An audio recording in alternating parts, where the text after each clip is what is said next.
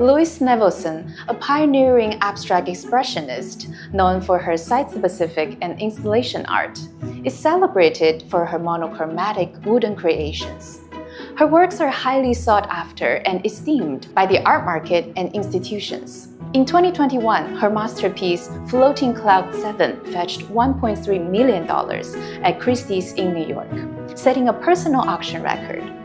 Her art is now held in over 90 prestigious public collections around the world, including MoMA in New York and the Tate Gallery in London.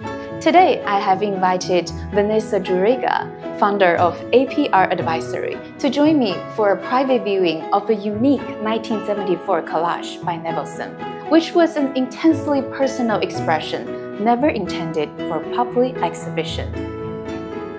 Thank you, Karine. I'm really pleased to present this work exclusively to your audience. And as you said, Louise Nevelson is one of America's foremost artists. She was born in Tsarist Russia and immigrated to the US in 1905. And at that time, she settled in Rockland, Maine.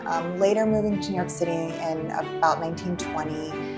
She studied drama at the Art Students League and, just trying to get her artistic pursuits in order. After she traveled through Europe, spent some time at the Hans Hofmann School in Munich, she returned in 1932, I believe.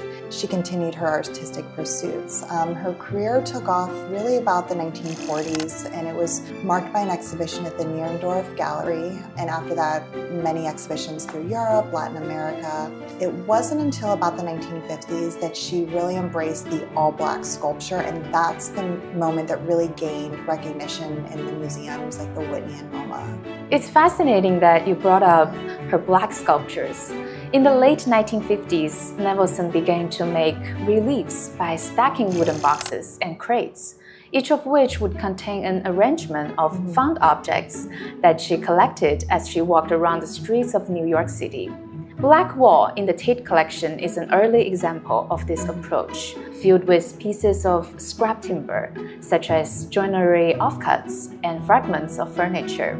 The diverse elements are unified by being painted black, a color which Nevelson suggested will make any material look more distinguished. Yes, she actually described her love of black saying, I fell in love with black. It contained all color. It wasn't a negation of color, it was an acceptance. Black encompasses all color, and it's the most aristocratic color of all. Understanding her signature work style in the 50s was definitely a help for us to appreciate the uniqueness of her collage pieces that came up in the 70s and further on. So her collage emerged as an extension of actually the same creative gesture that gave rise to her monochromatic, those large monumental sculptures, but just on a more intimate scale. You're absolutely correct. Her process of creating abstract compositions in her collage was closely connected to her well-known sculpture practice.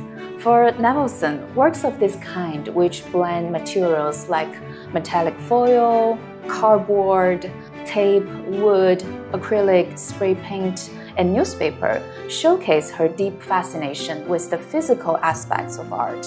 Her collage work, which she mostly kept hidden during her lifetime, opened up a fresh way for her to explore light, shadow, reflection, and lines. Definitely.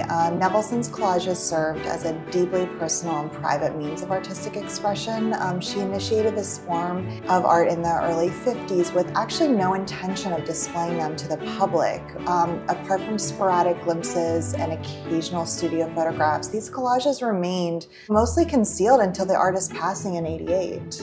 We're extremely fortunate to have this opportunity to admire it in person. I have no doubt that this is one of the finest and most fully developed examples from her collage series. It's worth noting that upon initial exposure to her work, a common presumption among many observers was that it was made by a male artist. That's because her works frequently incorporated elements such as darkness, monuments, male power, and totems, challenging viewers' conventional perceptions of femininity and art. I completely agree with your sentiments. Nevelson believed that the art school reflected individuality rather than serve as a gender symbol, choosing to be an artist rather than a specific type of female artist. In her own words, she said, "I'm not a feminist, I'm an artist who happens to be a woman. I am the movement." Today, she continues to be celebrated as a pioneering artist whose impact extends definitely beyond her own era. And I think now more than ever, just being, women in the art world and how we perceive things. 那我们今天的分享就先到这里。如果你想要收藏视频中介绍的作品，可以在视频下方找到我们的联系方式。